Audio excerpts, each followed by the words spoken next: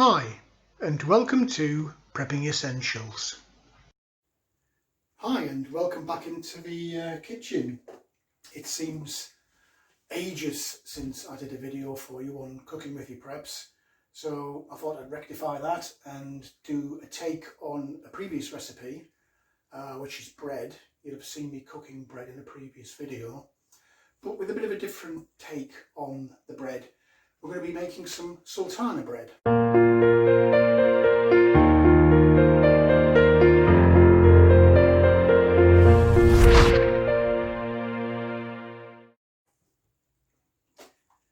So I've been going through my preps, just rotating stuff out, using stuff that needs to be used up. Came across this yeast. There's a best before end date on this of January 2020. So that's clearly gone beyond its best before date. I don't worry too much about best before dates because long-term food stores will go quite happily beyond their best before date without any real detriment.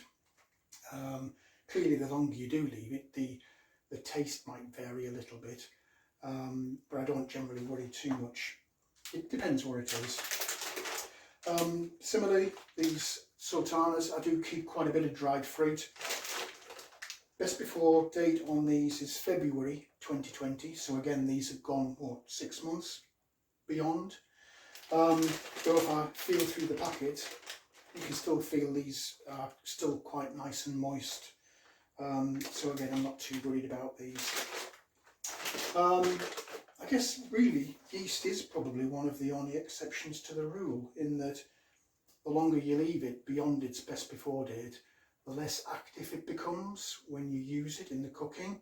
So out of all of the things in my preps, probably yeast is the one that I don't let get too far beyond its best before date.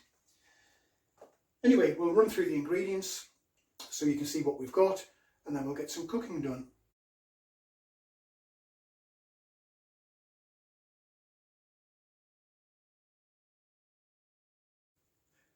So this is what we've got. We've got plain white whole grain flour. You can use bread flour if you have bread flour. We've got fast action dried yeast,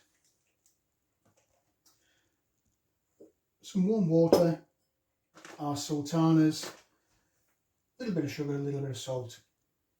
So in terms of flour, we're going to be using 2 cups of the white whole grain or bread flour, whichever you prefer. I'm just using this up because it needs using up. This yeast comes in sachets. Very conveniently, it comes in 7-gram sachets, which is exactly what we need. So we'll be using one of those sachets. The water, it's warm, not hot, but warm. We're going to be using 200 mils of that. And for the sultanas, it is entirely down to taste as to how much you want to put in and how many sultanas you want to end up with in your bread. I would suggest using a cup as the starting point, and then as you experiment with your cooking as you go along in future recipes, you can add to that to get the right amount for you. But a cup should be sufficient. I guess you'll see when we get to the end. The sugar and salt, it's a tablespoon of sugar and just a pinch of salt. There's probably about, I don't know, half of a teaspoon of salt to go with the tablespoon of sugar. So that's the ingredients. Let's get some cooking done. Okay, I've measured out the 2 cups of flour. I've popped a cup of sultanas. I've just popped a little bit of warm water on those. They can just sit for 10 minutes or so while the yeast activates. So pop the salt and the sugar into our warm water.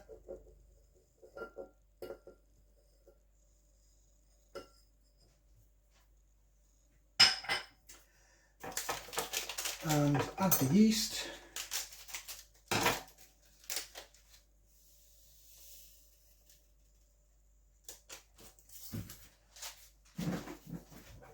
Just give that a brisk stir, get it all mixed together.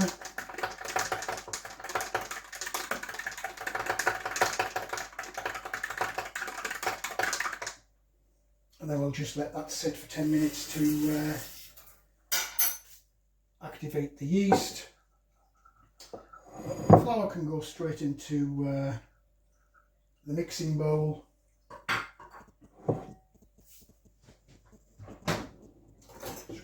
Fork. And once that yeast has had a chance to activate, we'll come back and we'll add the ingredients into the mixing bowl. Okay, so we've just given that 10 minutes to activate. You can see it's got a nice little head on it there. So pop the sultanas. I just drained the water off, there wasn't much in there. Pop the sultanas into our flour. Just give it a stir around to mix those in. Just add them bit by bit rather than dumping the whole bowl in one go. It just helps to spread them out a little bit more evenly.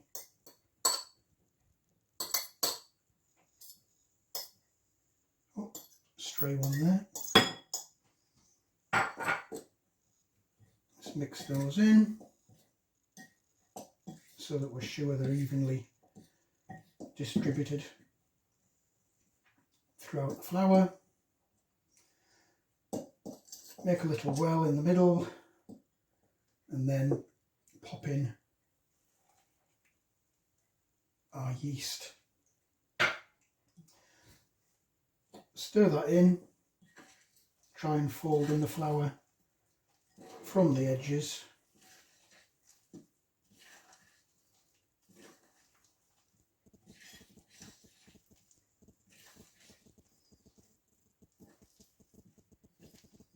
It will get quite thick and sticky and start to form a bit of a dough ball.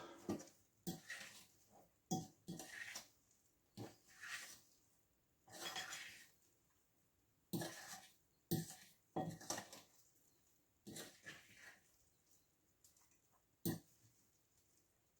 don't know if you can see that or not on there, that's formed a little ball. We'll just briskly stir it around to pick up everything from the edge of the bowl.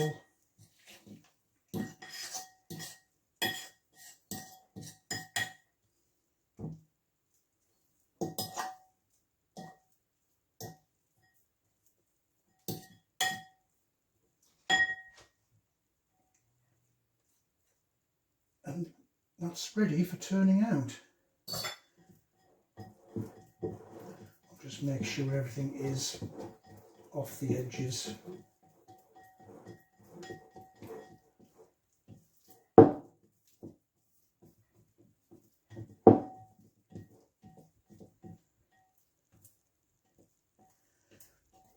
And there we go.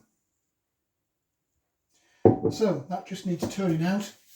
I don't want to turn it out onto this wooden work surface. I have got a plastic tray, but I'm not sure. I need to vigorously knead this. I'm not sure that that will be sufficient to knead on. I might experiment a little bit and do it on the ceramic hob that I've got. That gives me a bit more space to move it around, so let me just flick the camera around. I don't normally have this problem because normally the bread that I bake, I use a no knead method. You'll have seen it in a previous video. So I don't normally need to mess about like this, but this being a different kind of bread, unfortunately, I didn't need to knead it. I'm a poet and I didn't know it. So we'll just scrape this out onto the surface. And then we've got the glorious task of trying to knead this. I'll just sprinkle a little bit on there. because this is going to be rather sticky.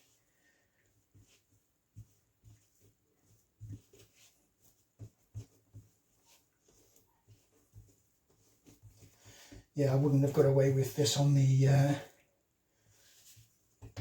on that plastic chopping board.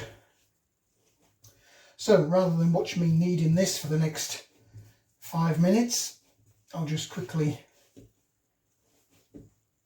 stop the camera and cover it in flour. And we'll come back to this in a moment. Okay, so that's our bread dough kneaded. All we need to do now is to just pop it out. I'll just give that a little bit of a spray. Just make sure it doesn't stick. Pop that into the bowl, and I'll just cover that now and let it sit for an hour. So we'll come back to that once it's had a chance to rise. Okay, well that's had actually just over an hour, probably about an hour and a quarter. I got sidetracked with something else, so let's take a little peek and see, wow, see how that's turned out. You can see it's really doubled in size there. So all we're going to do, I've got a little, this is one of those silicone bread trays. I'm just going to pop it into that. I'll quickly spray that just on the inside, just to make sure it doesn't stick. We're going to break this down, as you've seen me do in my normal bread video, just to degas it, get the air out, and then we'll scoop it out into that tray, and we'll let it sit just for another second rise. You can see that that's now dropped quite considerably in size. Very simple. We'll just again scrape around the side just to make sure we've got everything out of the bowl. This little spatula really does help you to take bread or cake mix out in a nice clean way. So that's that. We'll just pop that in, spread it out a little bit in the tray. Doesn't matter if you're a bit rough with it at this stage. One thing with these silicone trays, they're obviously quite flexible. So generally what I find I have to do if I'm making a bread rather than a cake, because the bread will try and expand and push out the sides, I have a very similar metal tray which I'll just drop that inside when it comes time to pop it in the oven. So I'm going to cover this up, give it another 30 minutes, just let it sit there. While that's sitting there, it can be I can be warming up the oven. The oven needs to be at 180. This is a fan assisted oven, 180 degrees. It's going to be in for about 25 minutes, but we just need to let that rise again for another 30 minutes. So I'll come back to you then when it's time to go in the oven. Okay, that's been just rising for the second time for 30 minutes. It's actually just over 30 minutes, but let's take a little look. Now you can see that's risen nicely, almost to the top of that that baking tin. So I've got a little bit of milk just in a dish here, just to glaze the top.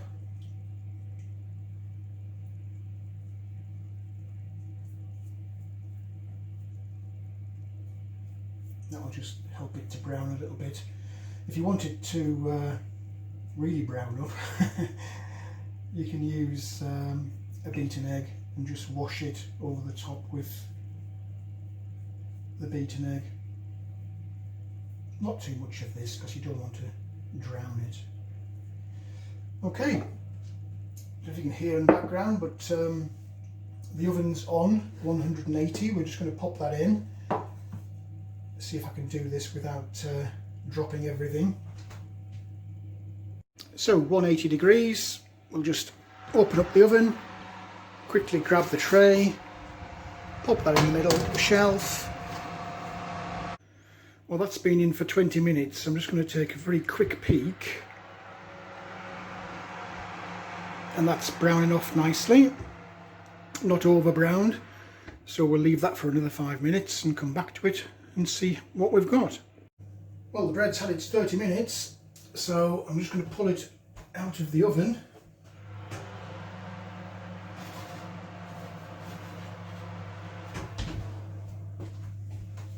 I've got a little cooling rack there to turn it out onto.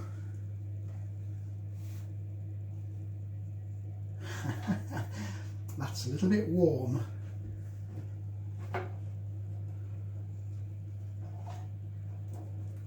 Okay, just giving it the little tap test to make sure that it's okay. Pop that to one side. And there we have our Sultana bread.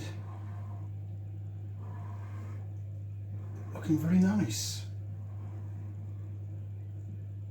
So we'll just let that cool down and then we'll come back a little bit later and you can watch me do a taste test. So our Sultana bread's had time to cool down. Let's just take a little look and see what we've got. Certainly cuts like bread. The crust is nice and crispy. So I think all in all we can call that a success. I'll just plate a couple of slices up with some olive spread or some butter and bon appetit.